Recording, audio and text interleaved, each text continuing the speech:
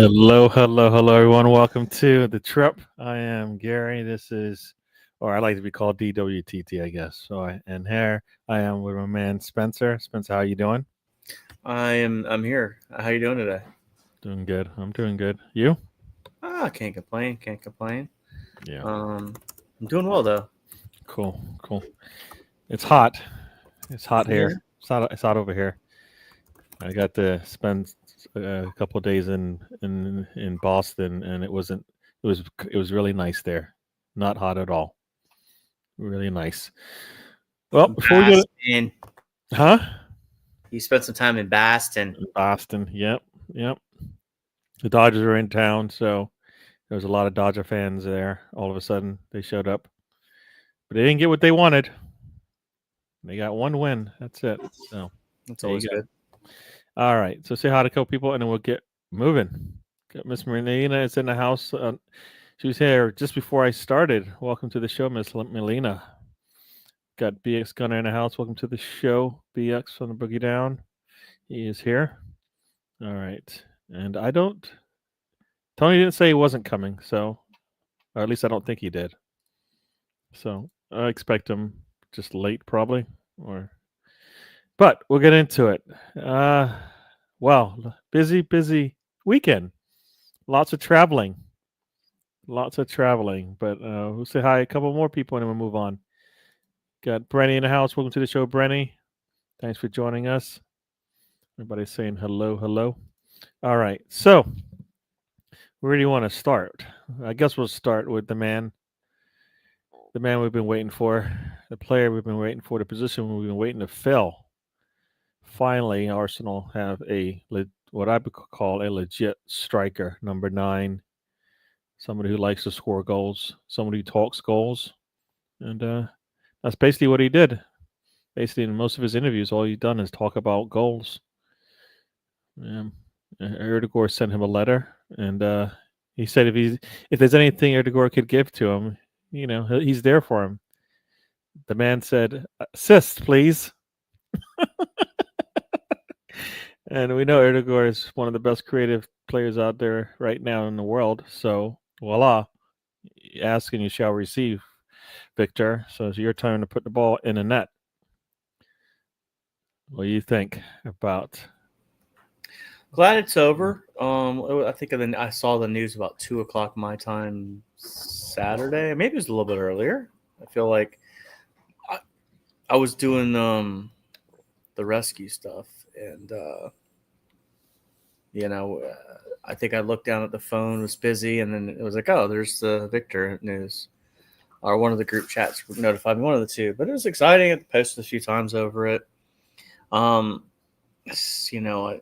looking forward to. I mean, I guess he might play Wednesday. Maybe I'm not really concerned about rushing him.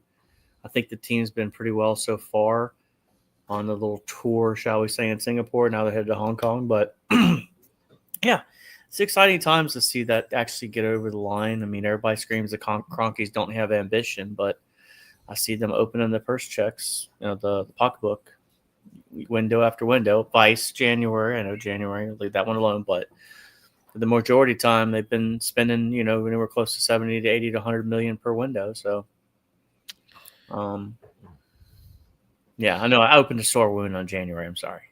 No, I was just gonna say, at least they got a better shopper now, right? Yes. You know how companies have a shopper who goes out there and does the shopping. I think they got a better one now. Well, I saw something funny. Someone said that Edu should be arrested for the Sterling signing, and it was a meme. I don't think I saved it, but it made me laugh. Yeah, when you have a legitimate guy that has legitimate contacts around Europe that just has different approaches to doing like I'm not going to say Edu is a horrible director of football that'll never be successful one day. I just think you have to hire more experienced people to do the job, especially when you're buying players. People that have those relationships, people that have the ability to make a deal, to be able to walk away from a deal too, right? To say, you know what, this isn't good enough for us. We're going to move on. So I think that's what Berta brings that Edu didn't have. And again, I think you and I have talked about this in the past. having two guys that were raw in the job was not the correct way to go. You either go inexperienced director of football, experienced manager, or you go the other way around. In a perfect world, you go get both, but the failure of the club was to have two inexperienced guys running it at the same time. Yeah, so you took the words right out of my mouth. That's going to be my next thing. Mm-hmm. You can't have it's like bringing in a pairing of center backs that are new and expecting it to work. I mean, Overhauling your midfield. to some degree, Arsenal had that. I mean, Gabriel was still sort of new, but he was experienced. Saliba definitely was new to this thing, right? But yeah, but they got him at the right time, and you can see where they are now. So yeah, let's say hi to a couple more people, and then we shall move on. We've got Stephen in the house. Welcome to the show, Stephen. Saying hello to Miss Melina. Got Tiger and Gunnar off in Australia saying hello. Good morning to you, sir. We've got Dan in the house from the Gunnar. Check the Gunnar podcast. It's pretty cool. He has fun over there. Miss Melina saying hello. Everybody saying hello, hello, hello. Next is Berta bringing us a new manager. Huh? Dude, we're fine for now. We're fine for now. We'll see how that goes. Hi, Miss Melina. Love your podcast. Been listening to you of late. There you go. Miss Melina is got she pushes out lots of good content. Check it out. Yeah. No, I'm with you on what Bert has brought. When you bring in experience and you see how it works, you go, wow. I knew we were missing something. I didn't know what it looked like. And now I think we do. We know what it looks like, at least this new age of Arsenal. I think they had better. They had just as good back in the days, right? David Dean's name comes up a lot whenever we talk about, how things should be run. So yeah, no, I think they've Arsenal, went out and got the best that they could, as opposed to, as you said, when they brought in Arteta and Edu, they didn't bring the best that they could. They just brought in. They were just comfortable with them, just because they had played for Arsenal. A little bit inexperienced too, which is surprising considering how the Cronkies operate with other sports franchises. So yeah, but it's this is the lessons learned, right? Yep. It's weird that they tested that theory out with Arsenal and not with their other teams that they brought in.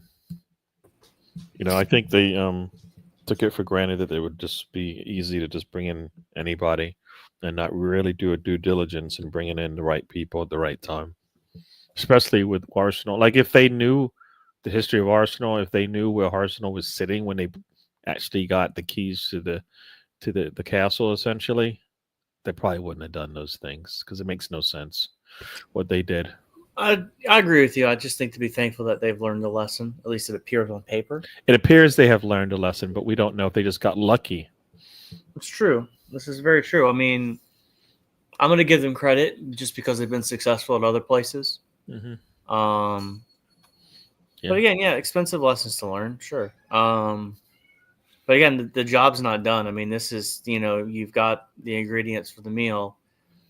I mean, I'm very worried about if Isak does end up at Liverpool, that it doesn't matter what anybody does. If Isak goes to Liverpool with Wirtz, I think the league's done regardless. Yeah. I mean, we've had to live through City winning 4 in a row, so, and it's being one of the top teams in the world and all of that kind of stuff. With KDB being one of the best players in the world, with Haaland being one of the best scorers in the world, with Rodri being one of the best leaders and defenders in the world, with a goalkeeper being one of the top in the world. I think, yes, it's going to be tough, but this team has seen all of that and still been able to maintain some, been able to compete, as people would say. So, for sure. Yeah. So as good as Liverpool has get, if we sit back and give them the trophy before, we always talk about Arsenal in the tunnel, right? Back in the days, game was done in the tunnel, right? The only way that happens with Liverpool is if it's done in the tunnel. You don't even get a chance to get on the pitch and actually show it. Well, the only caveat with Isak is, does he stay healthy? I mean, because He likes to get injured every once in a while and miss a few games here and there. So, Yeah. again, I think that's all hearsay at this point. Who knows if that's going to happen? I mean, there's a lot of rumors flying around. I mean, we're talking another 30 some days in the window plus, a month and a couple days. Yep. First game August 17th for us. So again, like it's our moment, get them to mesh, to play your own game. Gyokeres gives you the tools you need to put the ball in the back of the net. I think my biggest complaint from last Wednesday, and I know we'll probably go into the game, but we play that same style of let's sling the ball in the box and see who can get on the end of it. And what would be nice is with a guy like Gyokeres in there, you have the ability to attack in the middle of the field too. Whereas we can still play slinging the ball in the box, which I think is still fine and how the modern game does work to an extent. But it'd be nice to, I don't know, score a goal like the second goal Newcastle scored. The ball on the ground type deal. But just it's going to be a different avenue of approach. I think that's what I'm really looking forward to most, bringing Gyokeres in. Yep. Somebody's coming by the house, huh? Yes, got Dad in the house. Welcome to the show. Mr. Philip Luther Howell's in the house. Welcome to the show. I don't know if he should be up at this time of night, but he's probably going to the loo, as old people do. But welcome to the show. We're probably going back to bed in a little bit. We'll get into this. We get into this. We kind of started with Gyokeres and before we continue, we've got John C in the house. Welcome to the show, John C. Good evening, you handsome bastards. That's an interesting picture you got there. No one has ever called me handsome, but thank you, I guess. We said handsome bastards, so that's like smelly again, poop. It's like smelly poop, or no one called me handsome, but I've had someone call me the other word before. Okay. So there you go. There you go. Yes. Pleasantries going back. Thank you, Tiger Gunner. So Gyokeres coming in. That first, I guess the last two games we got to see kind of. I think we've got to see why we need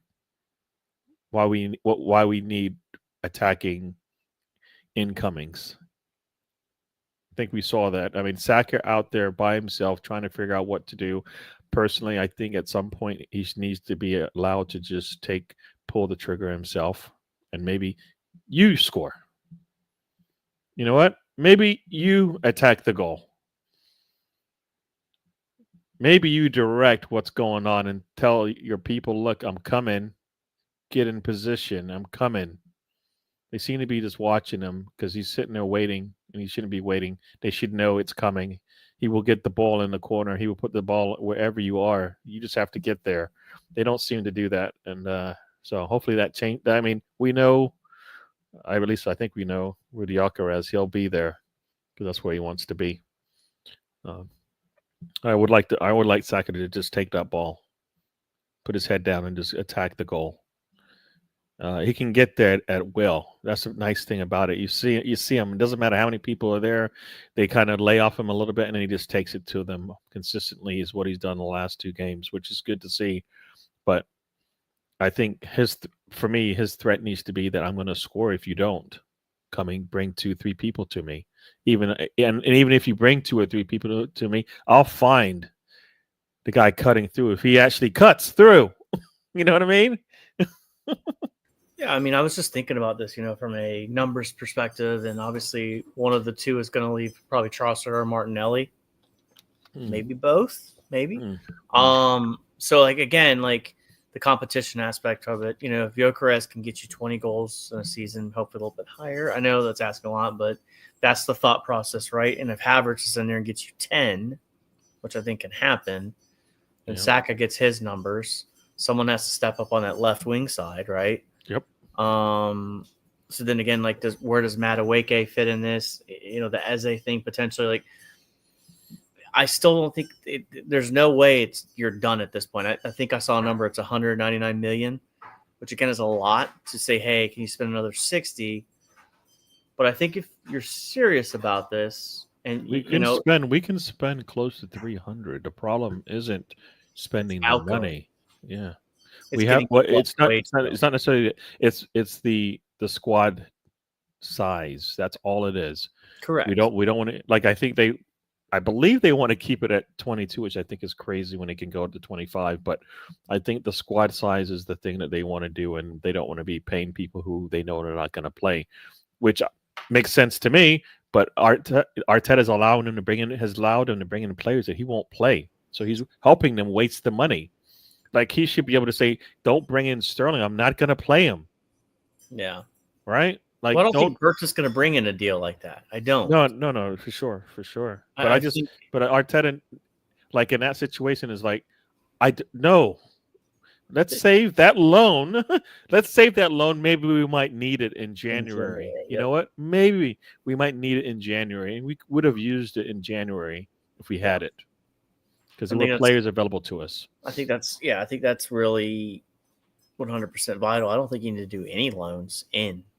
I don't think you need to. I mean, unless you're thinking of a big name Not in the somewhere. summer when you have the whole they Yeah. had the whole summer to get a backup goalkeeper. Didn't they had a whole summer to get an attacker? Didn't. What do they do with their loans? It's got to be A Edu. goalkeeper and a set and an attacker. What?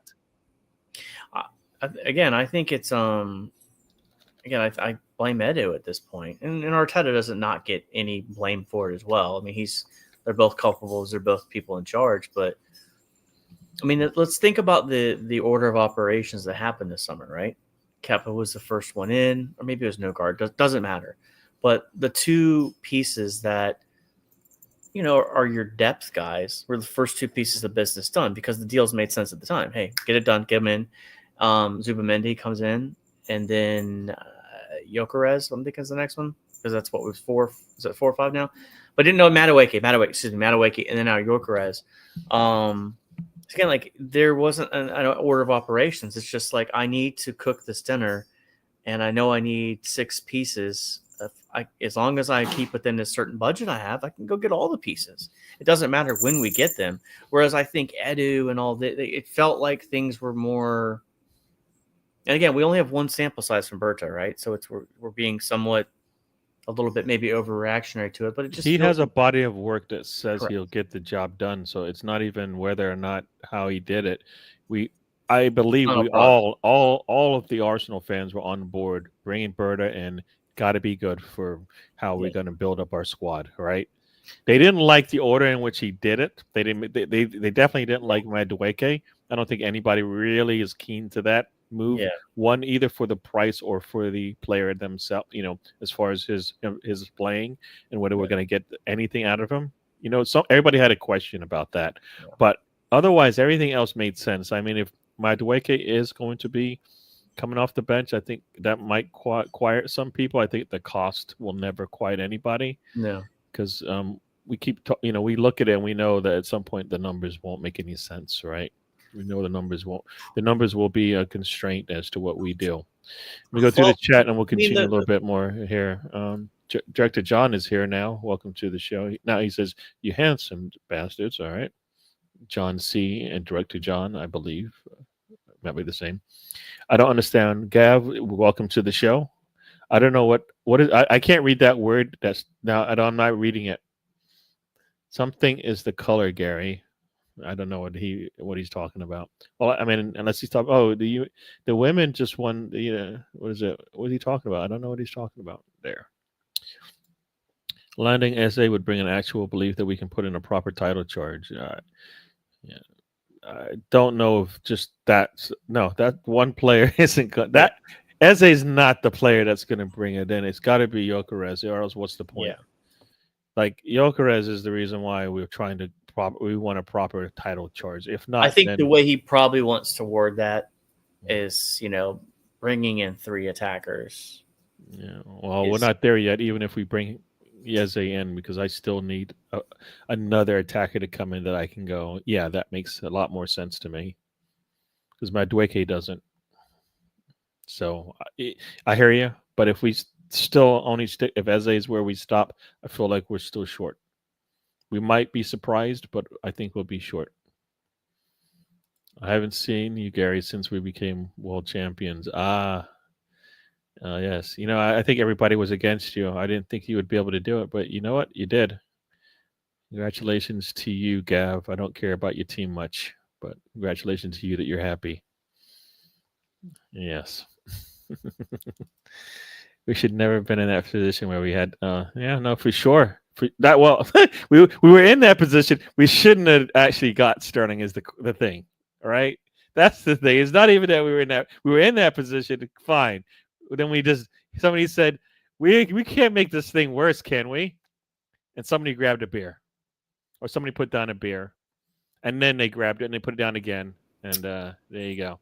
I was okay with it at the time, and I was sorely mistaken once it started happening. I wasn't I fine own with it. I it was wrong. because they had a whole summer to gain one attacker. The only one they wanted to bring in was Sesko. So no, like that was a no. Yep. No. Like a bargain. No. At the time, I was okay with the Sterling move based on where we were to get something, but I was completely wrong on it, man. And it was horrific to watch, really, to watch it unfold because it's just, I don't know. But anyway, I was wrong. Shocker. So. Yeah. No. It didn't make any sense for what we're trying to do. So, all right. So we are looking forward, hopefully, into seeing Gyokeres come in. I don't know if he'll start, but he should definitely get some minutes. Yeah. In the next game. I think he's been practicing and training and all that, and they'll find out how much he can go. But give him like 30 minutes if that's the case. But I think we need to see him get out there on the pitch and run around for a little bit, and then build up. If he's not slated to be in the starting lineup, then I think that would be bad decision. You talking about for Wednesday? Or are you talking No, for the season. It's the season. Oh, yeah, that's a guarantee. He's a starter. Yeah. Some people are saying that, like some people have said that Zubimendi will start over Norgard. I don't know. So you mean Norgard over Zubimendi?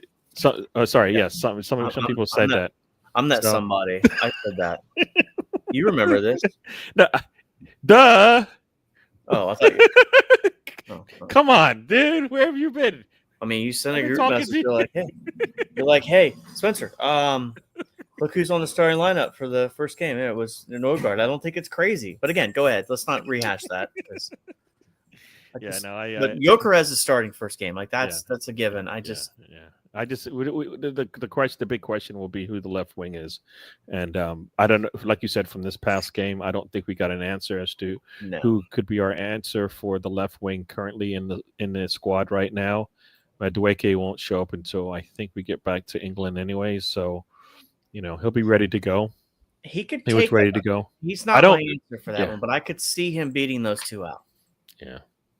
But I also, and I've got a hot take on this. I want to keep Gabriel Jesus. I can't rely on him to be healthy. Yeah, we keep doing that. We keep doing that because guess what happens, right?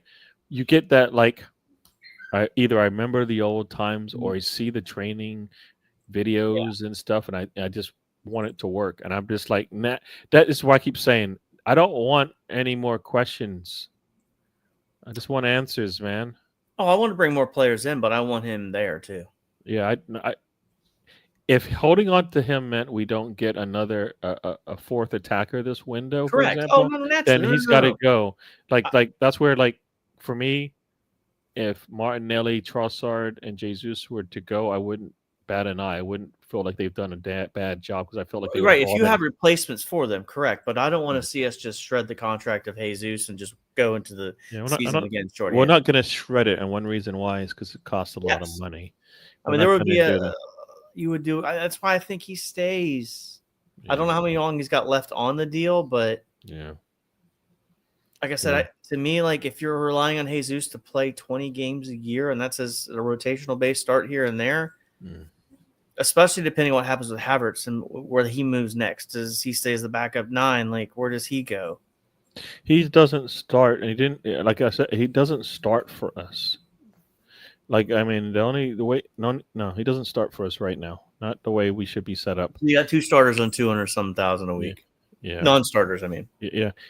And BX Gunner has Martinelli, Gyokeres, and Saka as his front three. I think that might be the best we got right now, but that's not where I want it to be. No, of course not. I mean, I don't necessarily want Madueke there, but I definitely want.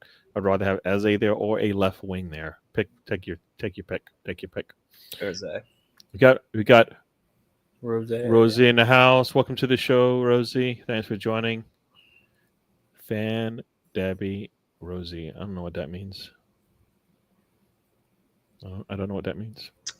And Rosie says, Dan, talk about Arsenal again. Yeah, you came to the right spot. Congratulations on talking about the team in red. Everybody saying hello, hello. All right. So, all right. We'll get into Eze a little bit later. Oh, I guess you know what? BS Gun has brought up Eze twice already. We probably should give him a couple minutes here before we move on to. So, what are your birdies telling you? What are your birdies telling you about Eze? It's just a matter of who we let go, and I think we want to let go a player. One, because, like you said, because of the count, the head count, essentially. They look interested in some of our players and some of our academy players. I don't know what academy players, because I think we've seen a lot of them recently, and I don't think any of them we want to let go. The ones we've seen the most. So I don't know, but I know Nelson has been looked at by Fulham. They don't want to pay. No, maybe they probably want it for like $4 million or something. Maybe stupid. I think they want a loan with an option, and we're like, no, we don't want options. We don't want players coming back, not with a 1 year left on their. We haven't seen Vieira play at all either on this tour. Yeah. I think I saw another team is interested in. I saw not from my contacts or anything like that, but there's there's starting to be word of where he's going to go. I don't think he's long for Arsenal. So, but where he goes, that's going to be the question. I think hopefully people are learning that Berta isn't just going to give you players like Edu would have. Yeah. Right. I mean, and I think Edu actually he did good in his last summer window, of course, but I think those players, they had something about them, so it was probably a lot easier. Yeah. These players are going to work a little harder, but I think if you look at what they can bring, I don't think they were going to bring whatever Arsenal wanted more than they're just not good players. Yeah. I think Fabio Vieira has a style. Maybe it doesn't work in the Premier League, and that's why he needs to go. Or with this team, the way we play, Nelson has looked good at times. He just needs more football. Again, this is where I understand when you say, "Hey, we gotta let go of someone to bring someone out," but at what point are we going to sit there and play that game? Are we going to wait to sign Eze August 28th? Do you know what I mean? Like that becomes my concern. That we wait.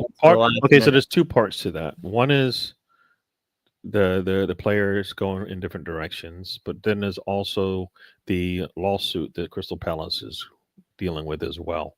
So they've got that which I believe is also holding up a little bit of their activity. I don't think they're like bringing in. I don't think you've heard much about Crystal Palace bringing in players here and there. One, because I think they're just trying to figure that whole thing out. Once that's close to done or in a good manageable state, then they'll probably start doing a little bit of transfer stuff as well. So it's not necessarily that once again, it's not Arsenal. It wasn't Arsenal with Sporting. It's not Arsenal with Crystal Palace. Arsenal is probably ready to move, but the teams they're selling to just aren't ready. So we have to sit back. We have to sit back and wait sometimes, especially for an Eze. We'll wait for him. Oh man, I was hoping we would be discussing the works of Ludwig van Beethoven. Sorry, not. You know what? You missed that show. We already had it. It's a 5-second segment right at the beginning of the show. You missed it. You should have been here, but it's over now. Checking on the family. All my favorites are here. I assume that's me, right? Steve, hi. Yeah. Checking in with the family there. Good. I can't complain. Everybody's saying hello. All right. So That was the Eze chat. No, Eze I think comes in, and I think Eze will be given that. He'll given a starting position. That's what I believe will happen. He'll get a starting position. All right. You can't forget me, Rosie. You can't forget me. Bargav's in the house. Welcome to the show, Bargav. Thanks for joining us. I think if Eze comes, so he'll be our next starter. They'll force him out to the left so he can start for us. But I think he'll be able to kind of hopefully switch things around. Allow us to kind of be able to move things around a little bit. Maybe once in a while. He'll be on the left side. So who's that? That's Rice out there. So yeah, we'll see how that all plays out.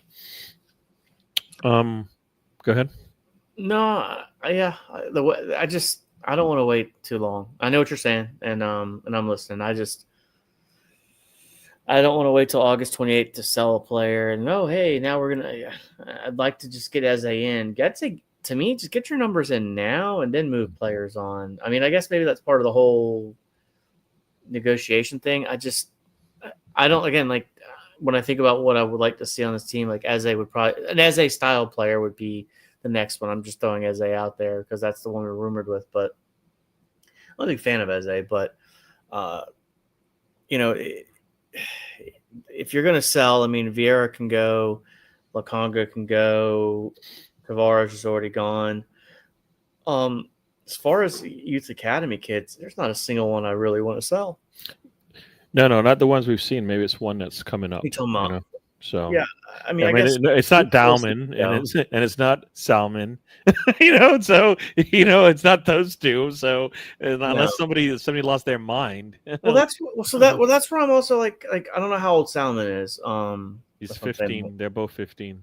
Yeah, so you're not going to rely on them for anything this year. Salmon, I don't think will get as much opportunity. I think Dalman is at a different level than Salmon, and Salmon will get. Yeah. He might be at that like Saliba level. He just needs more football. He'll be fine. He'll get his time. So let's do a big major what if here, because we like to do what ifs, and sometimes they're funny and sometimes they're not. Right. We just go crazy and say, we don't want Eze because we've got Dalman coming up through the thing, through the system, and a couple other players. But Rodrigo, what's the reality here?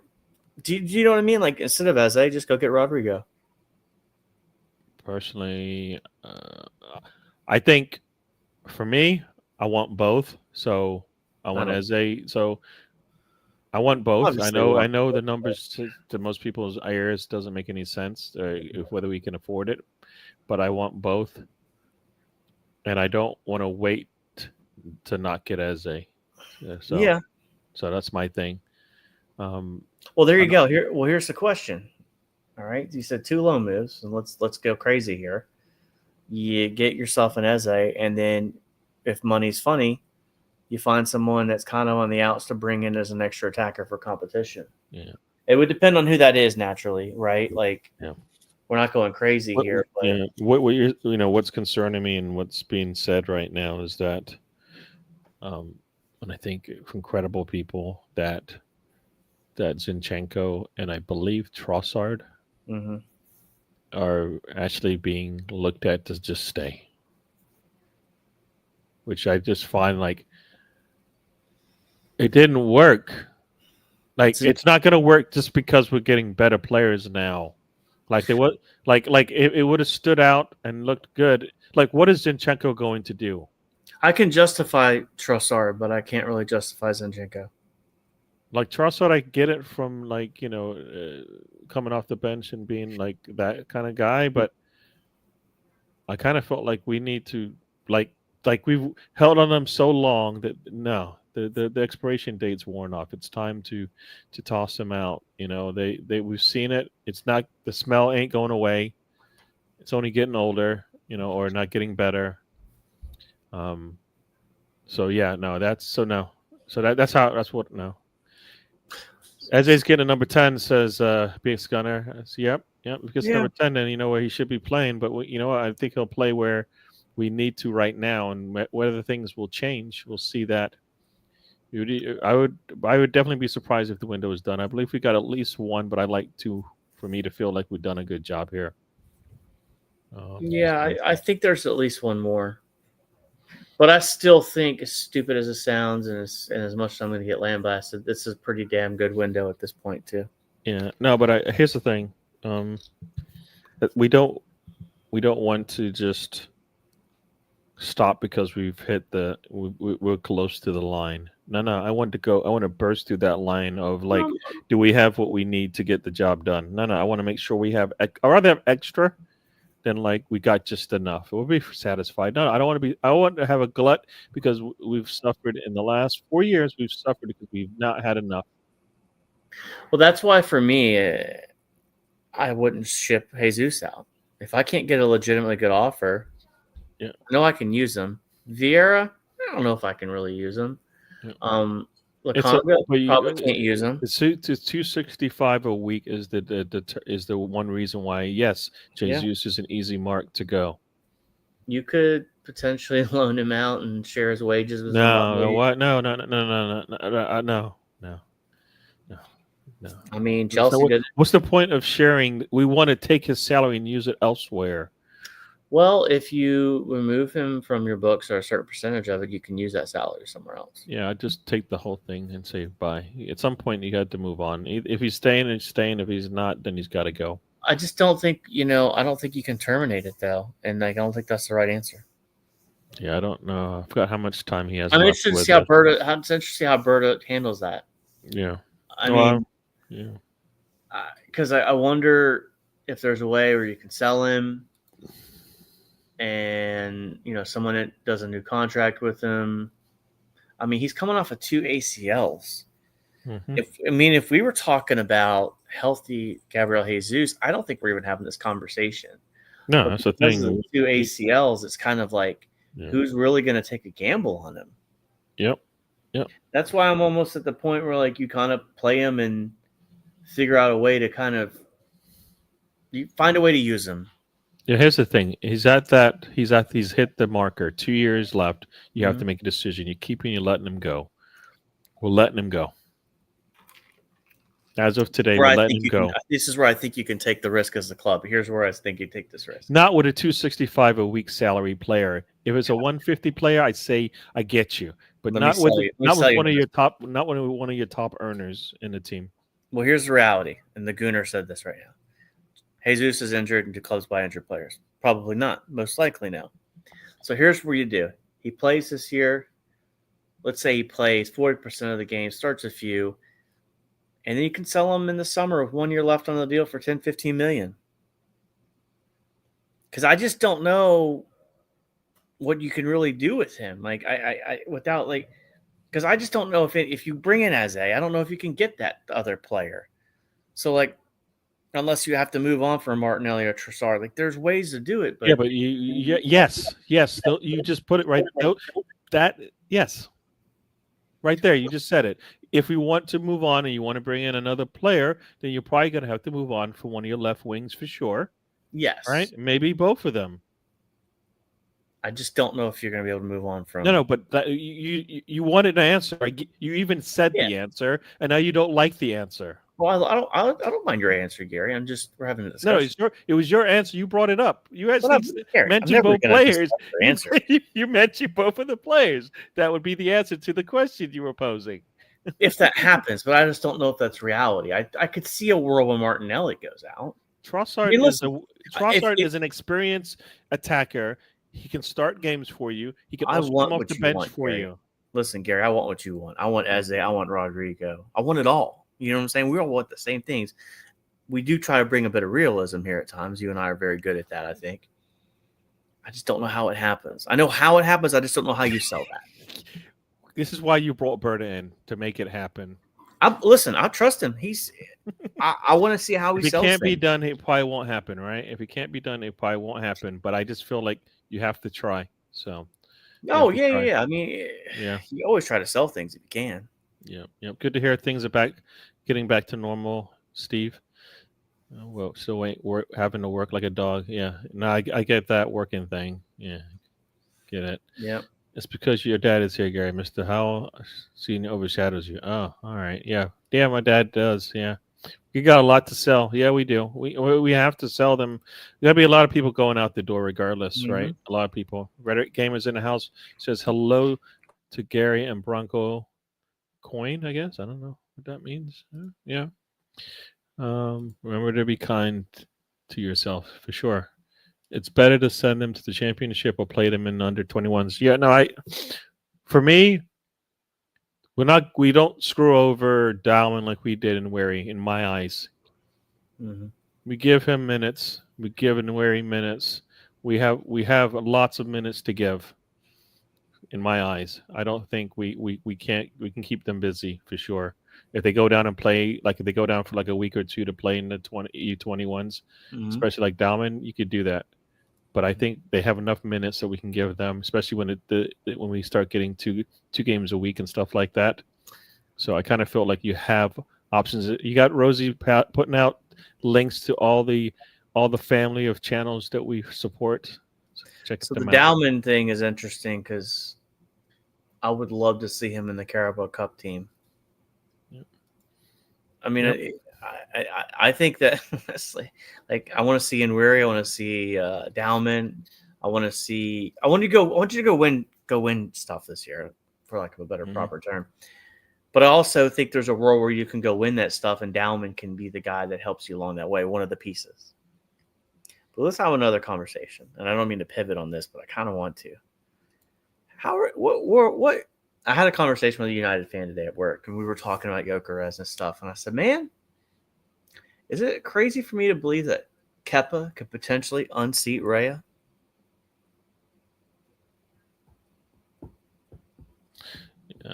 You're doing the same thing we did. You're doing the same thing. I was on a show a year or two ago, and we saw a young player, Nuno Tavares, go out there, and people like went, "Oh man, look at him! He's really good. He's better. He could be, he could defeat White." And I said, "No, no. You just saw some nice things for a little bit, and you got goo eyed, and your eyes watered a little bit. You got glossy. You forgot what you're looking at. We don't need to change our goalkeeper. Let's just say that. I'm not saying we need to, but I'm saying is there a world? No, there's precedent here, though. There's lots of that's not nonsense, but it's just like no, we're not changing that. We know what we know the ills there.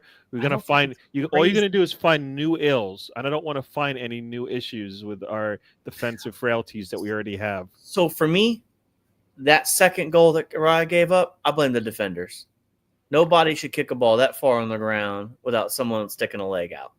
Period. Yeah. Raya could have done better, sure, but the people in front of him didn't do anything. Yeah. The first goal, but I'm just looking at how what did the first goal get scored. Do you remember? Because I'm trying to. It was Raya went the wrong way. It was kind of like a deflection in the box. So deflection. So the goalkeeper went the wrong way on a deflection. How does that work? How does a goalkeeper go the wrong way in a deflection? I think it was a corner. I don't know. I don't remember now. I don't remember because I was watching it on my phone, and I feel like when the goals happened, for some reason, it was like I missed it. It was Alanga. No, that Alanga goal was like textbook, like bang, bang, bang, bang, bang. That's the Alanga goal. Like it was almost like we were just the cone standing there, and they just set up a really nice goal. That's what it looked, if I recall, that one. So here's what I want.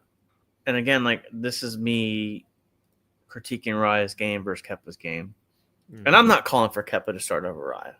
I'm not. But we've seen precedent for this, where this club has done this before. But my argument is the one thing I want to see Raya do more that I saw Kepa do more in the games I've watched him play. So I want to see Raya play long more often instead of playing out the back constantly.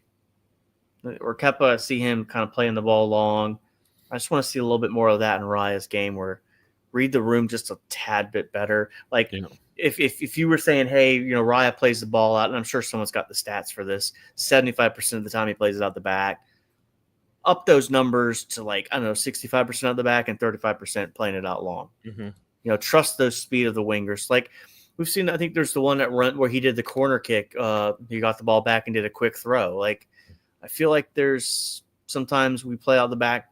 The modern game has done that where it's just like, hey, let's break these lines down. I know it's part of the game and you have to do it sometimes, but I'd like to see a little bit more uptick. That's my only critique of Raya's game. If I could see him do a little bit more of, but I don't think Peppa unseats him.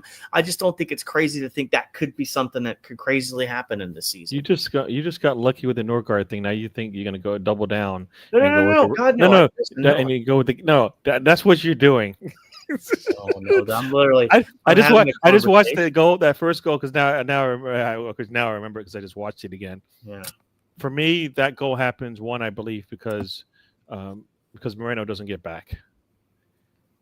He's supposed to be on the right hand side there. He doesn't get back, and we're missing a defender. There's two defenders to choose from, and we choose the one that's closest to the goal, and Langa's there basically by himself. So.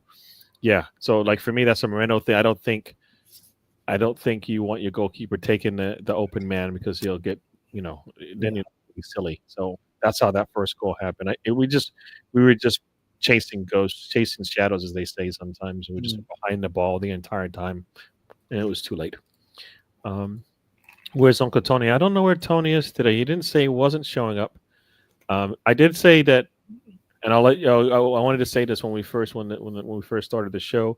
We're gonna take a break next Monday.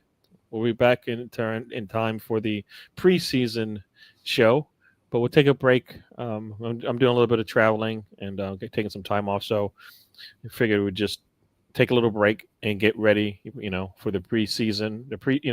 We'll do a preseason show as opposed to a preseason game show, but we'll do a preseason show in preparation for the new season when it comes up. So we'll be here on the 9th, I think it is, and we will chat about what hopefully we'll have some news by then, but we will have then probably seen Gyokeres play and all of that, so just keep that in mind. So I don't know if Tony got confused when I said we'll probably not have a show next Monday and he thought it was this one, but we'll see.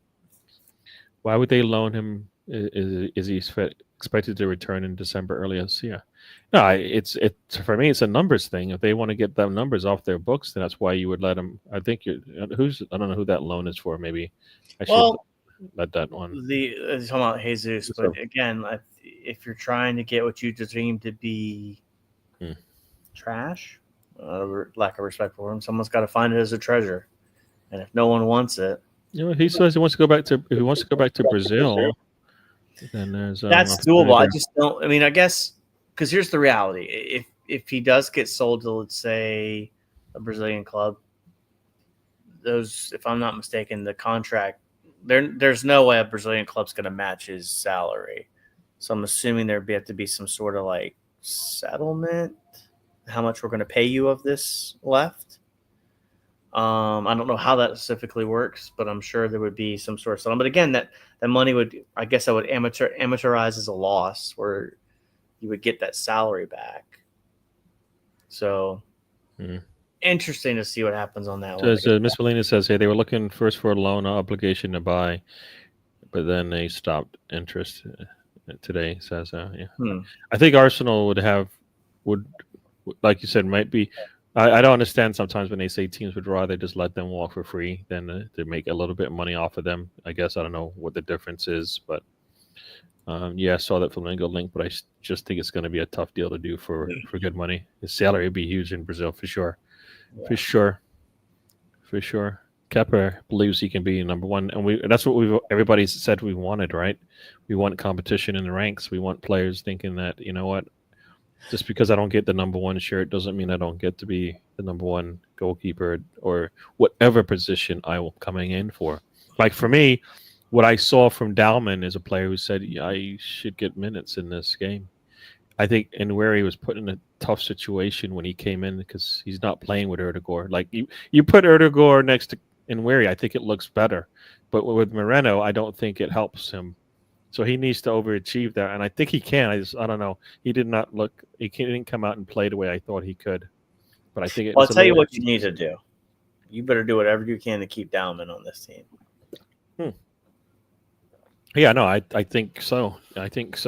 Like I said, when you see what he's been doing with the under 18s and the under 21s when he's been playing. You're like, he can't play. It's not there's not an age group that he can play in that he can actually get a legitimate run of games without getting destroyed because they're all bringing him down.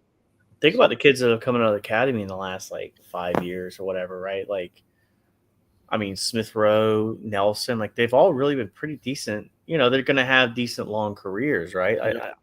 Maybe not at Arsenal. Like, I still think And I there's. think that's the problem right there. Is sometimes Arsenal thinks they are going to be okay to be at Arsenal, and a lot of times they're not. I think you got to find look. You hit a gem with Nweri so far, looks good. If you hit another one with Dowman, and it's that homegrown talent player, I think that helps you out that percentage. I don't remember what the rule is on that, but anyway, there's no limit. There's no limit. I don't know what you mean by homegrown talent. What do you mean? Well, no. Like, there's a minimum. I think you're supposed to have homegrown. No. Oh no, but we're fine. Right? No. I know we are. I'm just saying, like, we're fine. We got talent. You know what I mean? We got kids that like. No. But when you talk about the homegrown like quota or whatever, yeah. No. We're fine without them coming in right now. Yeah, I mean, because there's players like I think Raya is homegrown because of when he started playing and stuff like that. So there's players that you don't think this up one time, right? Because he was like, I think once you get him at 17, that counts as homegrown. Yeah, there's a certain number of years they would have had to play from their like teenager to their 21-year-old age or something like that. And if you get them, then they're considered homegrown. Whereas, like, for example, I think in Madueke, even though he's British, isn't part of our homegrown quota because he didn't play. I think he might have played 1 year in England when he was in his teens. If Kappa and seats Raya, then we're in trouble more ways than one. I don't know, but if he's better, then no. So you can't. I don't think you can say if a player is better than our starter, then we have a problem. No, that just means they got lucky, right, with their talent ID. That's how I would look at it. He has to be that good to beat Raya, right? Like if a player came in and they're better than Erdogan and they show it time and time again, I would expect them to play. Yep. Right. If Dalman is doing like people said, the one thing that Dalman probably has against him is probably the defense, but we saw him recover a ball and then attack immediately with it in a game against Newcastle, right? Against their players, I believe, who starts for them. So I think those types of things stand out for me, like that. He doesn't just like we talk about, rushing back, going back on defense and stuff. He did that perfectly. Ball was like going all the way. Next, he's got it and going back the other way. It's pretty. I think it's good. Playing out the back is not the keeper's choice. That's all on Arteta, and our end is Arteta ball. I happen to think playing out from the back is getting more and more dangerous. We've seen a lot of these teams down in the low levels of the league try it, test it out, and it doesn't work if you don't have the right players doing it. Wage cut is definite, but it would take a huge cut just to get him back into playing, perhaps to revise his international career. I don't know if he's even thinking about his international career. Just getting on the pitch is going to be a big challenge for Jesus, if that's what you're talking about. I probably wondered if he's ever going to play again, too, to be honest. Like, I think that's probably his. I still think the World Cup plays into it, and I think because he's a competitor, so he wants to get back out there. And I think his international career was probably done. Yeah, I don't think he'll make it in time for the World Cup. No. I mean, where's he going to play in that Brazil team? Nowhere. I mean, that's why, again. Like this is where, like, if Martinelli were to go somewhere where we would be able to work on his skills and stuff, he might be able to make it to the Brazil team as a backup, right? But sitting at Arsenal, he's not going to get that opportunity if that's where his ambitions are. For me, anyways. Wilshere and Murasaki did very well. Yeah, no, I think the academy was seeing good things. I just don't like the idea we've lost so many players for nothing. That's all. I know we get a little bit for it, but we've lost more than we should have. I think the way that we manage their contracts and whatnot has made it very easy for them to walk away. And maybe it happens at all the other teams, but I just don't feel like it's seems to happen because when we're letting a player walk and they get sold right afterwards, I feel like we've missed something there. Yeah, yeah. Curious to see where Muddy takes Brazil. If he can get in, if he needed this a fresh set of ears, even though he's going to have Vinny and Rodrigo and Yeah. some of the same team, some of the same plays listening to him again, maybe Yeah. it'll revitalize his career. He'll get back. Not that he dropped or anything, but just that last year probably wasn't the way he expected it to end. Yeah. Yeah, if his career might be over and he's owed 25 mil contractually, then why would he leave? No, he shouldn't leave. But he might want to. He might want to go and play for a Brazil team, and maybe they work out his contract so he still gets his money. Just because if Arsenal has to pay and they're not going to be able to get anything for him, then Yeah. especially if we're talking about December is when they might even get him back into practice. I mean, that's he's already probably going to be playing on this team next year. Yeah, that's probably like almost 6 months, not even 6 months, but that's like 4 or 5 months into the last 24 months of his contract. So, yeah. I mean, I think about it like this too, and there's going to be a lot of games next year. I mean, there is a world and there is a way where he returns in, let's say, February, and he helps you out in some sort of competition some way. I know it's a 265, the 2 knee surgeries. Like I'm thinking about the reality is like, would you take on him right now if you were Arsenal and the roles were reversed? And the answer is absolutely not. So I don't know where the suitor would be to take him and I think it's based solely not because of talent. It's based solely because of the injury history. I think that's from a talent perspective, we still seen him go out there and do it. Right. Yeah. It's those injuries, and it was the Crystal Palace game where he looked really good in that, and then next thing you know, he's out and he's gone for the rest of the year. So, and it sucks because I think, because he was one of the players that revitalized his team in 2022. No doubt about it. Even him and Zinchenko, I really think they injected something into this team. Well, what they did is showed you the way where you needed to go. Yes. Like they were definitely stepping stones. I think Jesus was the bigger of the two. Correct. But we needed to figure out this left wing thing to some degree. We needed to figure out an attacker to go to pair with Saka, how that would look. I think he actually helped Martinelli. Yeah. But Martinelli needs a lot more whatever it is to get better. So competition, I think. Competition is what Martinelli needs. But I think what I said you have about Trossard. You have Trossard. You need better competition. No, but like they if they push each other just a little bit, they'll get better. Well, I don't think there's nobody there pushing them is my point. But I'll say this real quick, but I've said this in the past. I don't know if I said it here, but I said on Gunnar Gathering, Zinchenko and Jesus were players that took you from 5th to 2nd. And now you got to find players that take you from 2nd to 1st. So they're part of the journey, right? Like Smith Rowe is part of that journey, and all these players in the annals of rebuilding to where you need to be. Everybody served a purpose and a role, but like you said earlier, them keeping Zinchenko, I think, is a mistake. So yeah, well, I mean, like I said, every player that we've talked about, Jesus, Zinchenko, Vieira, Trossard, Martinelli, for me, they're not right now. They're not long for Arsenal for me. So if they have to go, I think at some point you have to make the tough decisions whether they need to go, and I think they need to go. If you can hold on to them and utilize them, fine. But if you're not going to utilize them, then they're just essentially almost like an eyesore. Yeah, I would hate to see him leave. I would hate to see him have to retire with these injuries, but since he's that's the problem. He cannot rush it back. He was he's come back after a long time away, and within a couple of games, he's gone. Right. So, yeah.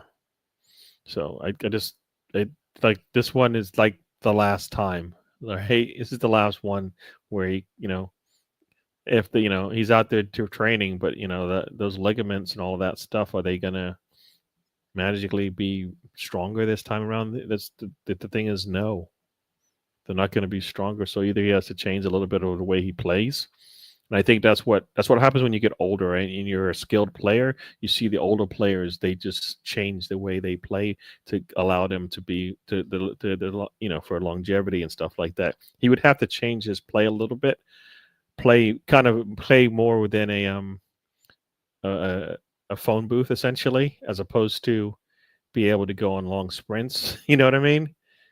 Just to make the to get away from people to make the nice pass as opposed to just take it to the to attack the final third. I just think his body can't handle that right now. Like the stuff that he does when he's traveling back, he can't do that anymore. Not if he wants to prolong his career. Yeah, again, it becomes that becomes the big unknown, and we'll find out. I mean, it's again, it's the two knee injuries, man. Like when you look at like the Modrics, and you look at the who is a player from Porto, Pepe.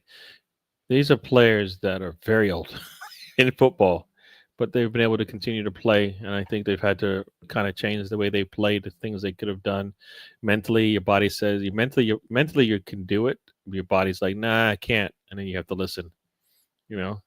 I can make that move, but I don't need to because I'm that good. Got Mom in the house. Mom, thanks for joining the show. Mom just turned 80, everybody, over the weekend. Oh wow! So happy birthday to her. I'm saying happy birthday live on the show. Happy birthday. Yes. Greetings. Yes, Evelina. Yeah, that's how I think about him. I mean, I don't. I'm Arsenal first, so it's easy for me to say bye. Because at some point they're going to go anyways. But sometimes it's before you want. Sometimes it's when you feel it's necessary. I mean, I think for me, when it comes to Jesus, and I would love for someone to come in tomorrow and offer $60 million for him, and I'd walk him to the door. Yeah, then you meant 60,000, right? 60 million. He's not a 60 million player. He wasn't even a 60 million player when we got him. No. I mean, I can dream. I can live in a non-reality world either. Yeah, but I'm with you. I just my whole thing about bringing them up is I don't know if you can absolutely get everything across the line and not have to rely on someone you don't want to rely on as well. So additionally, you're going to get, let's just say, doing your scenario, you're going to get, let's say Trossard, Martinelli punch out, and you bring in two more attackers. You may still have to rely on it on a Jesus to be part of that makeup. Is my point. That was my whole point of everything. And what percentage role he plays in that, I don't know, but I don't think this is the last we're going to see Gabriel Jesus in a shirt. But again, they may come and say, "Hey, look, we can eat this 25 million. Here's where we can make it up." I don't know. But I'm just saying I don't think we've seen the last of him in an Arsenal shirt. No, I hear that. Happy birthday to your daughter, being Scunner, turning 8 over the weekend as well. Yeah. Happy birthday, Brianna. Okay. Yep. Happy birthday. No, I hear you. All right, let's move on. Yes. Let's move on. Next topic. Yes. How good is that away kit? It does look nice. It does look nice. I might, I might. Not that I get tops, but that's one I could definitely see wearing. I like the black one. I got the green one. Yeah, didn't like it as much, but I could see that blue one being used.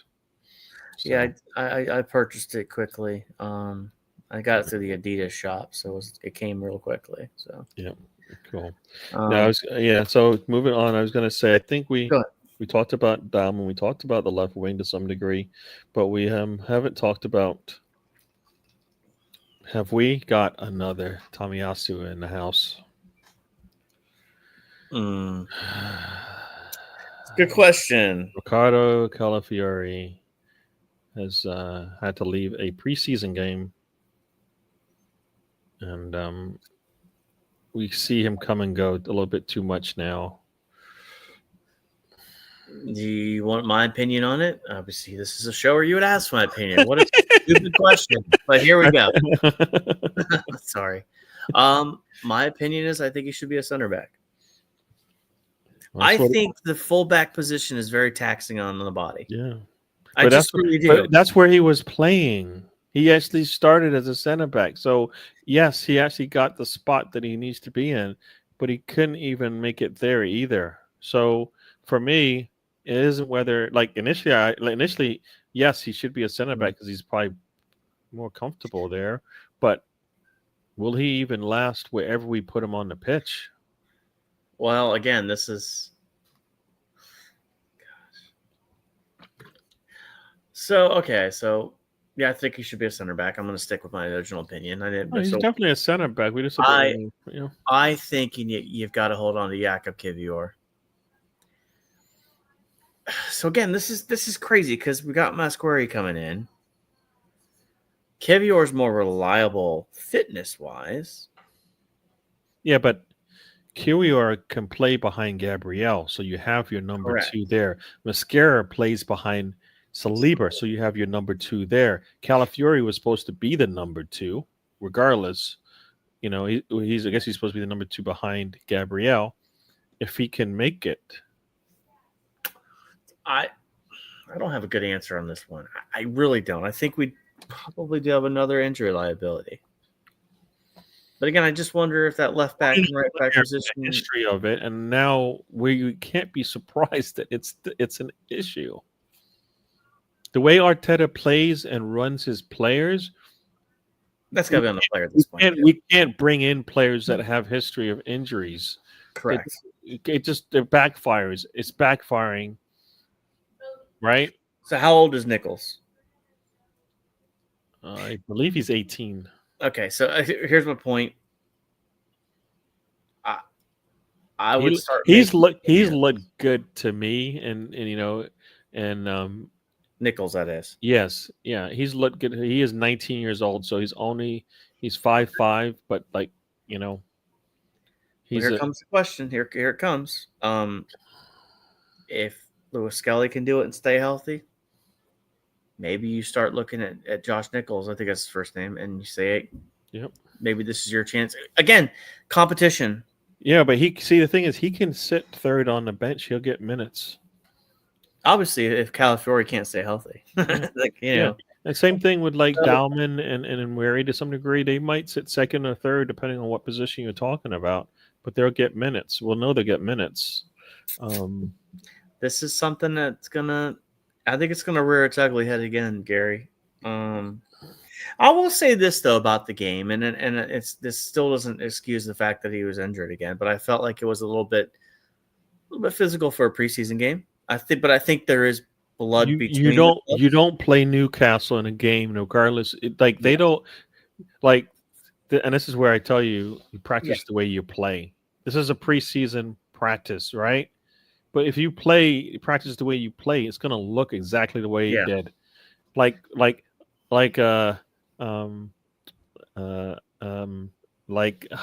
I think of his name now? Why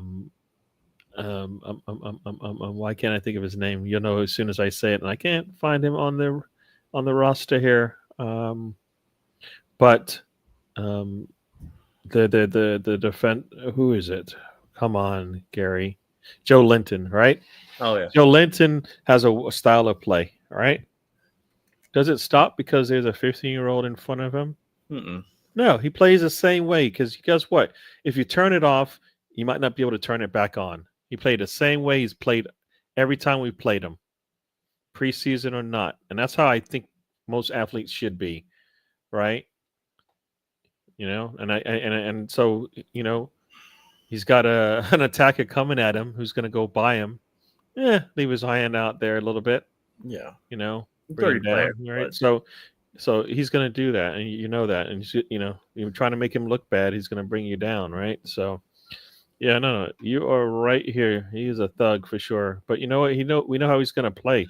Yeah. The thing is you just have you embarrass him enough. At some point, he's gonna backfire on him, or he's going to put his team in jeopardy, right? So Which he did on Sunday.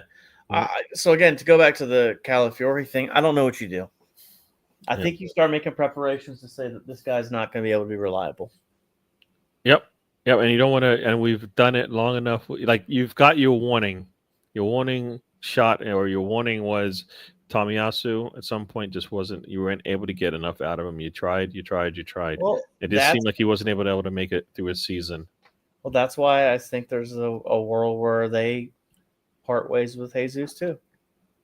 Where Well, I they think say, well, they've had more than enough examples of why it's not going to work, and for the betterment of Arsenal and the betterment, like this is the same thing with Tomiyasu, right? yeah, He walked away because it was a little bit tougher on him than it was Gabriel, right? Gabriel, Gabriel's seen the fruits of his labor with his time at Manchester City and trying to get back there, and it don't seem like it's going to work. Doesn't seem like it's going to work. Yeah, yeah, yeah. So they didn't say. You know what they said? He went. They said he went straight to the locker room, but I don't think anybody's come out. But the fact that he had to leave a preseason game, right, it was one thing to go to the bench, but when you just leave and go to straight to the locker room, it usually means they're going to look at something. So I don't know. It's one of those things where is he not doing the right things in the off season and rehab? Or is the body just a Jesus type body that what? Maybe it's hit its expiration date once again. he's 22 though. But again, a body can hit expiration. No, but you're talking about a 20-year. But if you look at his injury history, Mm-hmm. it's not good. No, not It's good at all. It's not good. It's not good. Like I mean, let's bring it up here. What is his name again? Calafiore. Ricardo Calafiore. Because I was looking at that. I mean, he's coming off an injury, so it's not even like he was coming back from injury concerns. Let's see the stats here. Let's see where profile. Maybe it's part of his profile. All right. So he's got a knee bruise, is what they said. Return unknown. Let's see. Where is it? Where is? I know. Stats. Oh, here we go. Injuries. We had 3 last year he missed, right? So let's see here. So since he's been with Arsenal, he had a knock in February. Oh, no, sorry, he had a calf issue in September when he first joined. He was out for 12 days. Then he had a knee injury in October. He was out for 31 days. Then he had another knee injury in December for 15 days. Then in January he had a muscle injury for 11 days, and then he had a knee injury in March, which took him out for 47 days. So he's only been with us for 1 year, and he is sitting over 100 days out. Sorry, correction. He was out for 47 days from March to May, and then late May he went out again. And now he's come back for a preseason game and hasn't gone. And so if you add it all up, it's let's see, that's 100, 110, 20, 150, about 160 months, 170 days he's been injured for Arsenal. Half of his time with Arsenal, he's been injured, essentially, working in rehab.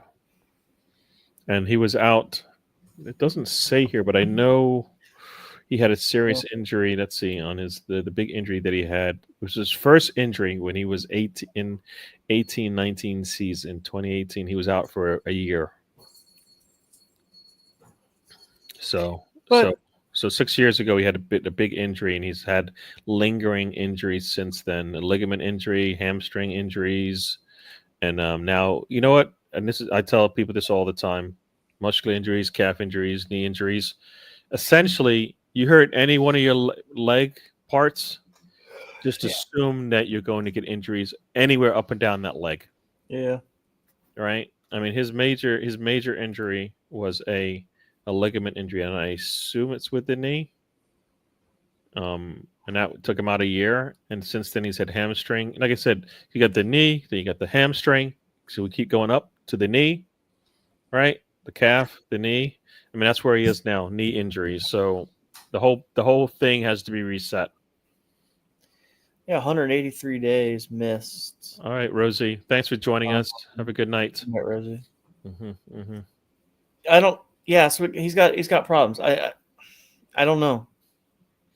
Yeah. Like maybe he can work through it. Again, this club. I mean, is it rotation? Was it? Because we had a lot of players injured with the hamstrings, not knees, last year. So I don't know. I'm going to assume that there's a problem. That again, the league could be too physical for him too.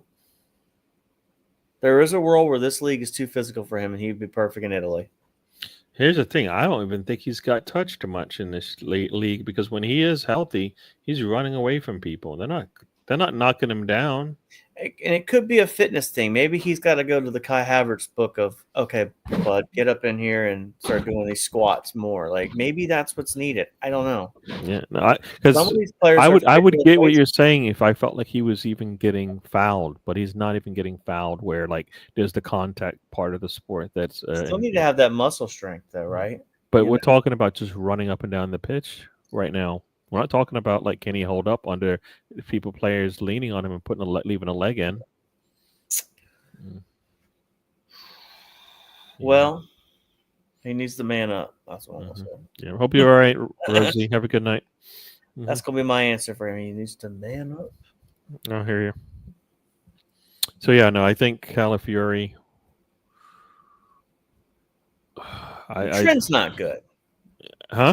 The trend, it's not trending in the right direction. No. I mean, talent-wise, 100%. Both him and Moreno come in, both getting injured, and it's like not being able to start right away, kind of thing. And Moreno was a totally different situation. That was just a meeting Gabrielle for the first time, essentially.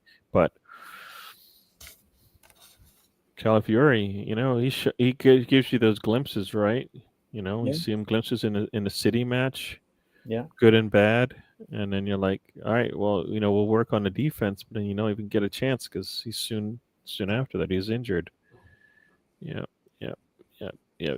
Have a good night, Rosie. As Steve says, no problems. It's late. Yeah, when you know what, staying up late is I appreciate it, but I know how hard it is on the body to stay up late sometimes. So it can be. Yeah, coming in and checking in with us. Oh man. Calafiori, and I think Mascara and Kirior being available. We have our answers there, and we know Kirior will work, right? Well, again, then this is the other solution to the problem too. I don't need you to play 38 games, Calafiori. I can't get him to play 10. I know. I'm lowering the bar for him, just out of kindness and respect for him. I've lowered the bar. You don't spend $35 million on a player 22 years old and then go, you know what? I don't think I can get 20 games out of you in a season. I think they've hosed it up, Gary. I mean, but again, he actually played in 19 games. He started in 11, so we can blame Edu for this. I don't know. I don't know what happens with Calafiori. That's 183 days missed last year, 19 games played, right? He started more games than Kirior. That's the crazy part. So from what we saw from Kirior, Arteta was really, really wanting Calafiori to work. From what I saw from Kirior, he should have got more minutes, and Gabriel should have been resting even more than he was. Because we don't like Kirior could have played in many a game for us. If he can play in the games that he did, with games on the games on the line, with the trophies on the line and such, then he should have had more minutes in under his belt.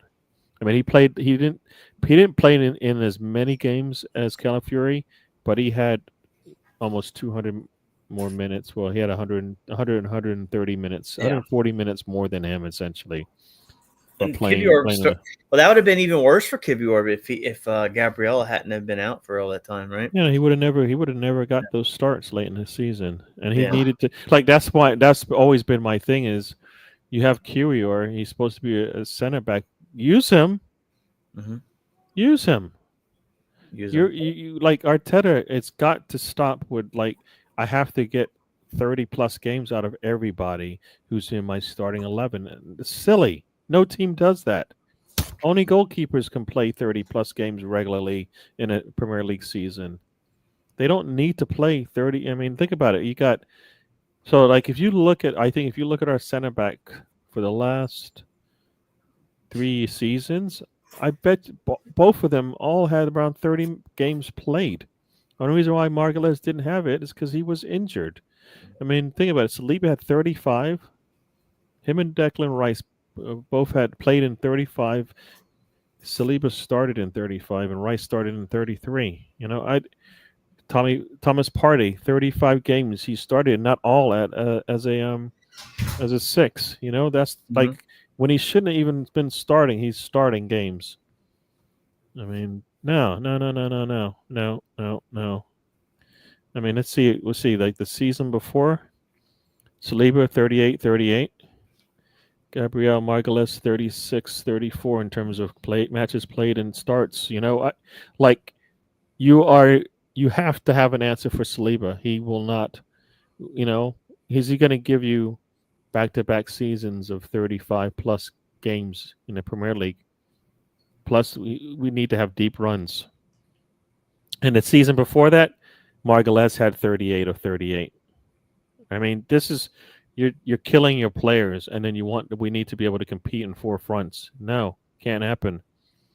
Right? Your center backs don't need to play all 38 games, and in the previous 2 seasons, they each have. Right? And we know that when Margules went 38 games and Saliba 27 or 27. I mean, you're either going to get 35+ out of them, or they're going to be out for basically over 10 games of the season, right? Nah. That's on Arteta. You have to manage your players better.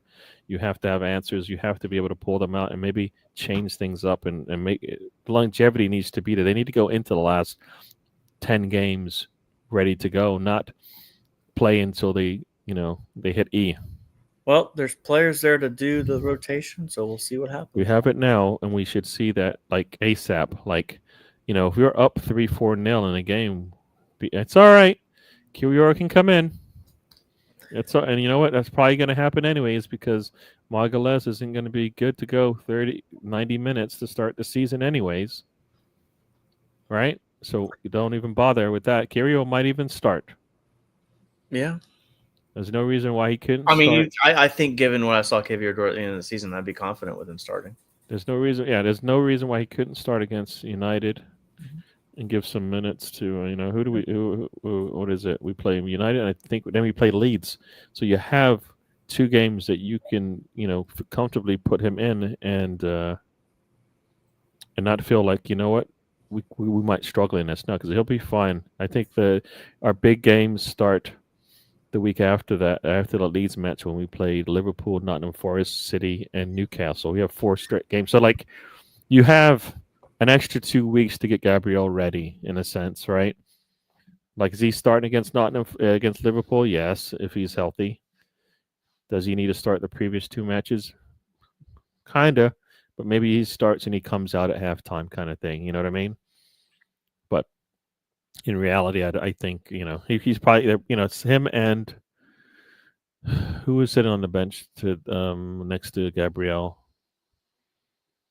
I forgot who was on the bench this weekend.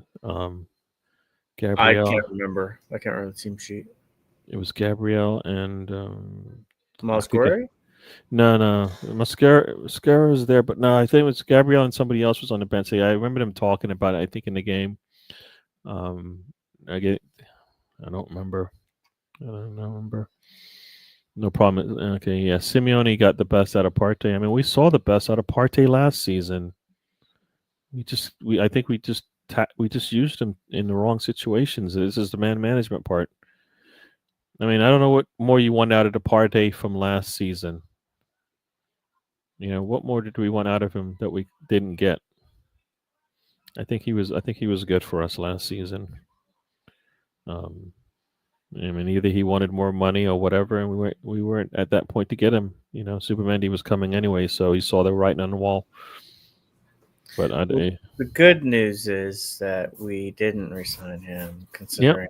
Yep. No, I don't bring it up because I don't want to bring it up. No, I'm not bringing it up, but I'm saying I'm just kind of looking at last year as last he's year. not on the books to be an issue either, if that makes sense. Mm. The financial ramifications of resigning him with what's going on and not playing, that would have been a problem. No. So, no. but anyway, Yeah. we move on.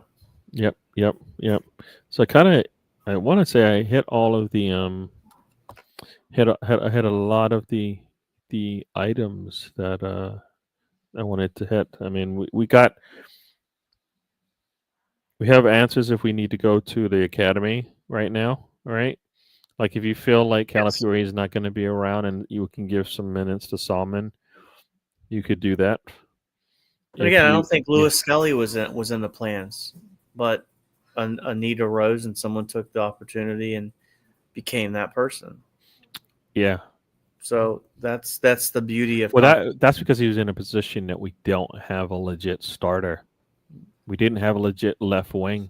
Either way, left back. he still took that Salmon position. is playing behind some of the two best center backs in the world. Dalman, I believe, could be our Yamal. All right, if we test it, if we see that in him, right? I believe he'll give us what we need going forward. Can he do it for 90 minutes? I don't think Erdogan can do it for 90 minutes. Well, we need to get to a role where we don't need to rely on people for 90 minutes. No, but we do need to rely sometimes on people for 90 minutes. Yes, they don't have to, but you only get 5 subs, so a lot of times they're going to go 90. Well, yeah, I mean that's Saka's going to go 90 in most games, even though we don't need him to, and that's when he should come out. Is when you see the red and he's hitting the red, right? The problem again, like we said this before, we didn't score enough goals to do that really solid rotation, and that's something that hopefully bringing Gyokeres in, bringing a Madueke, bringing in an Eze can. But what's worse, keeping him in there to struggle in a team that can't score, or rotating him like you're supposed to, and then you don't ever have to deal with him being out for 2 to 3 months or whatever, because you rotate him and you manage him the right way. Well, the obvious answer is not losing people for months on end, but I mean we came to a point last year where we had 4 attackers for 3 positions. Like it was dire straits last year. Yeah. So that's something that needs to be avoided. I know we talked earlier about outgoings versus bringing new people in, but the last thing this team needs to do, I mean, if you are allowed 25 people on a Premier League roster, you better have 25 bodies there. Yeah. So like right now we've got 2 at every position, right? Right now we've got 2 at all 3 of the front 3 positions. We've got 2. Madueke sits behind Saka. Kai sits behind Gyokeres, and you've got Trossard and Martinelli, right? We bring in Eze. Eze could either be behind the left wing or be the starting left wing. He can definitely sit behind Erdogan, right? Right on the right hand side there. That pushes Dalman back, but Dalman doesn't have to. He's not a. He's part. He's going to get minutes. He just isn't like the number 2. Like when Erdogan sits. And Eze starts, for example. If Eze can beat out Erdogan, then that's what we want, right? That means he's better. So we've got 6 right now in that front line, legitimate 6 right now. You bring in Eze to 7. You get the other guy I want to bring in, and you let go one of your attackers. You're back to 7 again. Yep, you're good. So again, it's going to be the thing. Squad rotation and taking care of business. I mean, I'm sure we'll think of like 5 keys to the season or whatever, but the rotation is going to be a big one of them. Having, making sure we have ammo to go into the season. These first 6-7 games are going to be really critical. Again, I don't really buy into the whole Arteta has to do great in these first 7 or he's out. I don't know if that's going to be a reality either way for the management. I mean, that's another story for another day, but the start is critical this season, just like it is any other season. It's a marathon, and they say this in baseball: you can lose a pennant in April, but you can't win it in April. So if you get, you could go through these first 6 games, get 18 out of 18. Doesn't mean you've won the league. But if you end up starting 10 out of 18, 8 points back, you could be looking at game, set, match. Maybe. Possibly. It's a long season, so it's very long season. It's a long season. It's a long season, and yeah, I mean, you catch Liverpool early in the season where they're still working the kinks out, right, with their midfield and their front line and all of that, and you're like, well, maybe you adjust faster because your striker is there already sooner than Isak, right? Your midfield is going to be, somewhat set to some degree, except for Zubamendi being new, right? So, yeah, it's going, both teams in that Liverpool match will be the elixir of how the season could go.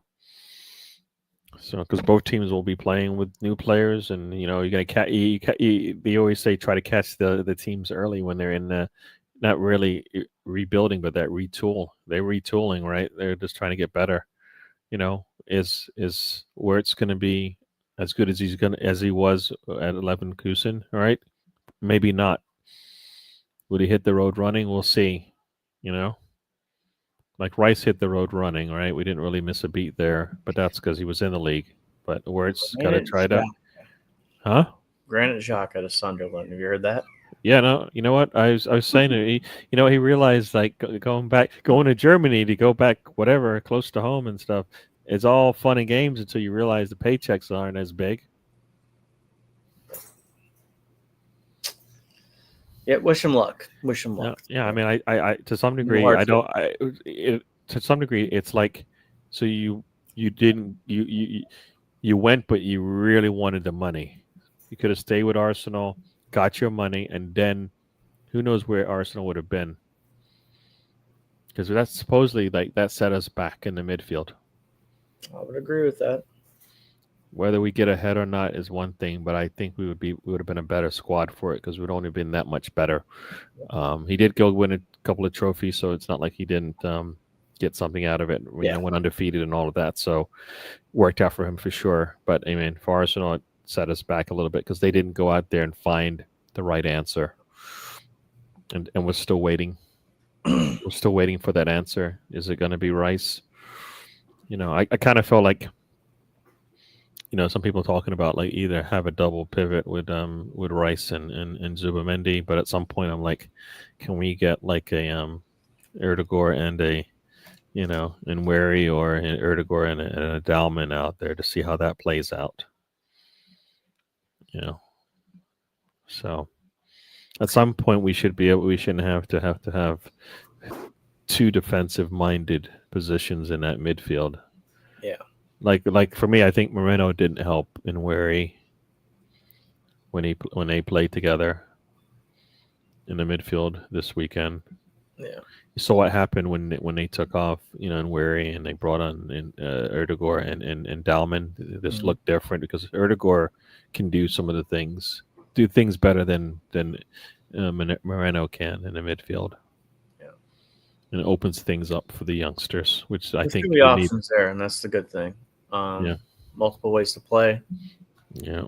So we'll be here shortly. Mm-hmm. Yeah. For once, can't afford. Let me see. What does this say? Can't afford to start slow with the squad. No, we can't afford to stay slow. But both us and Liverpool are, we've got some big cogs in the club that everybody expects to just hit the road running, and it doesn't work that way all the time. Like if Frimpong is starting on the left, right, and Wirtz is playing up front in the middle, and Isaac is playing up top in the middle, right? You got three players kind of right there, two through the spine. It might, So yeah, so I mean, everybody might be starting a little bit slow with new players. Chelsea might be the one team that's got a chance to play significant with their players. I mean, I know City has, but they brought in some new players since.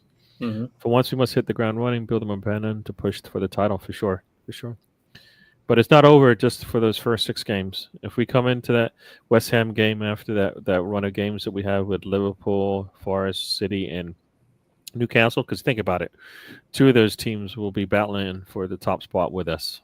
We're playing them in the first 6 games, right?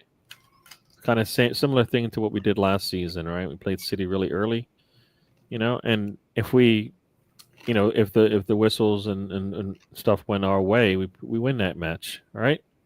If there's 11 players on that pitch, I think we win that one. So Gyokeres staying. No, you can't be serious. Scored 7 goals, caused at least 3 against with his poor. Not in his last season. We weren't like saying his poor play was the reason why we struggled. There was a dip when he left. That's undebatable. Yeah, no, I get it. I get it, Stephen. I just felt like what we wanted out of that role, he was showing what it is, and for some reason we decided not to fill the hole with the right player. So I kind of felt like, yes, he's a liability, but he's further away from the goal. He's not affecting play behind him that much like he was before. I kind of felt like, that's why you push him further up, get him away from the danger. And the danger for us is when he's closest to our goal. So, yeah, that's kind of how I see that one. So, yeah, no, I think we missed that position when he left. As much as some people will say we didn't like the player, but he actually did play well for us. I think he did. I believe he did. So we missed him. We have hit. We're almost at the 100-minute mark, folks. That went really fast. It was probably about 10 minutes ago. I was like, man, it's getting close, but we're here. So as I said, we will be back in 2 weeks. I don't know if we'll have another player by then. I hope to. Yeah, we will. I think we are playing. Let's look at this. I think we are. I had this up a second ago. I think we are playing. Let's see. I had the line up here, the schedule. So yeah, I think we are playing that team at the on Thursday. We're playing that team on Thursday, and then 6 days later we're playing Real. And that one I believe is back in England, if I recall. And then we have another game after that. So I think by the time we come back, we will have 1 game left in the preseason. I believe that's how that works, right? Yeah. I think, we play Atletico Club actually played them on the 9th. So the 9th, I believe, is a Monday. So I think Monday we would have so it's a 12 o'clock game, so that's 7 a.m. over here. 7 a.m., is that right? Yeah, so I think, so we will, August 9th is August 9th is I said August 9th. No, we'll be back on the 11th. 11th, So, yep. Sorry. The 9th is when the trip will be back. So, but we play that day on the 9th. So, when you check us out on the road trip, we'll be talking about that game because it would have happened just before the game, before we start chatting. And then we'll talk about the preseason game on, the next game, which I think is the next Sunday after the first when we come back. So check us out then. So we'll take a week off. We play 2 games between that time. And then we'll be able to chat about it in the road trip a little bit, and then we'll talk definitely about it on the 11th, and we'll go from there. Yeah, and yes, in his last season, he calls 3 goals against. The season we struggled after he left was the change in style. Yeah, you know why? Because we didn't bring in a player like him. If you bring in a similar player style, then you don't have to change anything. I mean, that's the thing. If you don't have the good pieces and you don't upgrade it, and then you have to change because you didn't upgrade it, then that's where the Edu part and the Arteta part comes in. So like I said, I don't think Xhaka was the cause for our struggles when he in his last year. He was more for our successes than some of our struggles. I think you can count on your hand most players who have created an issue for the team. BS Gunn is a big fan of Xhaka. Appreciate what he brought. I mean, 1 year. That's all I'm going to say. He brought us that in 1 year. The other six, not so much, and that's partly on Arteta playing him out of position. For me, he's not a six. He's not a left wing, a left back. No, in the midfield, you got to push him up, and that's what we did. So, Spencer, talk to the people. Tell them. Oh, we'll see you guys on the next one. Enjoy your time and summer. I'm ready for summer to be over, man. It's so hot. I think get the summer over part hot, yes, but I don't get the summer over like get back to, you know. Yeah, I guess it doesn't really affect us, right? It's just another day. I don't know how it affects you. I mean, I don't know if you got a teacher, and I mean, I got, I mean that in a respectful manner, obviously, but I don't. I'm just. I mean, it's nice having Holly home during the Yeah. week, and you know, but I'm just ready to like not go outside and sweat. I'm just really ready No, for. no, no. I get that part, but I Yeah. guess you know what? Since you don't have this situation yet, but you might in the near future, the summer is when you probably can see your kids. Oh, I see what you're saying. Okay, they yeah, they are not as busy as they usually are when they're yeah. at school. Well, So because and then when they're at school and they're away, she's working yeah, on that yeah, yeah. licensing, so I've got to figure out this car insurance and what that's going to cost. And I hear that. I heard that. So yeah. So I yeah, think. So yeah. No. So that's kind of the other part. So like, yeah, and like both a lot of the kids have been busy in the summer, so we'll see them at the end of the summer. But yeah. I get that. Yeah, That come makes on, sense. Gary. Went from freewheeling to playing not to lose these last two seasons. Yeah. Well, you know what? That's because I think we didn't have the depth. A lot of all this for me has to do with the squad size, the actual the legit squad size. Not because we had 22 players didn't mean we actually had 22 players, but I kind of felt like we just didn't have the depth to actually accomplish what we wanted, and we didn't get the striker. We didn't, didn't have the depth in the middle. We didn't have the depth on the back line at some points. Definitely didn't have the depth up front. So, but yeah, no, I hear you. I don't know about free willing. I don't think we ever played free willing, but I think we just had better qualities. Well, as they wrapped up and Jesus gone. Hopefully, yeah. Next time we talk, uh, Eze is wrapped. I don't know if Jesus will be gone, but I mean, I'm saying for Arsenal, yeah, yeah, yeah, yeah. Oh, it's the 12th for you. Yeah. Well, yes, right. It's going to be the next day, but we will see you on the 11th over here and the 12th for you. Um, yep. No, we will talk about this on another show. I appreciate that was a good. That was I I I think once again we found a player and we found a position for him, and then we didn't fill it when we needed it, and then we had to start all over again. So that's how I feel about that. But yeah, we'll chat about it later. Everybody, thank you again for joining us. We'll do this again in about 2 weeks. We'll be chatting hopefully about Eze coming in. Hopefully we'll see a little bit. We'll see Gyokeres. Yeah, we see him. He's got basically two matches by then. We will hopefully have seen him play hopefully about 60, 70 minutes of football. It'd be really good to see. I don't know if he'll start, but I think he should at least get about 45 minutes in the next game for sure. So that'd be good to see him. And then, hopefully we see some good things. Hopefully he gets to play with Saka. that would be terrible to bring him in and to take Saka off, right? Yeah. And Erdogan, you can't be doing that. Like, he should be playing with the players that he's going to play with. So however they plan to do that, I think if he starts and then he comes off at halftime, I'll be set. It's 5 degrees. Oof. That's right. It's winter for you guys. Oh, Yeah. man. Yeah. How about that? How about Tiger? I don't know if you saw the end of the Lions Australia rugby match. It's pretty good. The Lions one on the last minute. Oh, is it? Okay. It was pretty Uh, good. All right. All right. Cool for them. All right, everybody. We'll see you in 2 weeks. Thanks for joining. If you haven't already, subscribe, hit the like, and we'll talk to you on the next one. Thank you again for joining. And we are out. See you.